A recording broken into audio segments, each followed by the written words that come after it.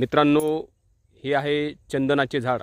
या चंदनाचे झाडाचे अनेक आयुर्वेदिक असे उपयोग असतात। याच्यामध्ये रक्तचंदन ही नावाचा प्रकार आहे। याच्या बिया या बोराच्या आकाराच्या लहान आटुळेसारखे असतात आणि हे हिरवगार हे जे वृक्ष आहे चंदनाचं, हे लेप तयार करण्यासाठी, सौंदर्यासाठी जे लेप असतात त्याच्यामध्येही याचा उपयोग करतात। याच्यापासून फर्निचरही बनवतात। अशा प्रकारे चंदन वाढते।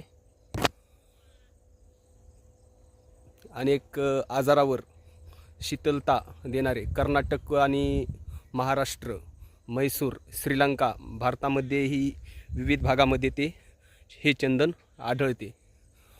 चंदनाच्या झाडापासून आर्थिक उत्पादनही चांगल्या प्रकारे होते। चंदन शेती ही आज महाराष्ट्रामध्ये विविध भागात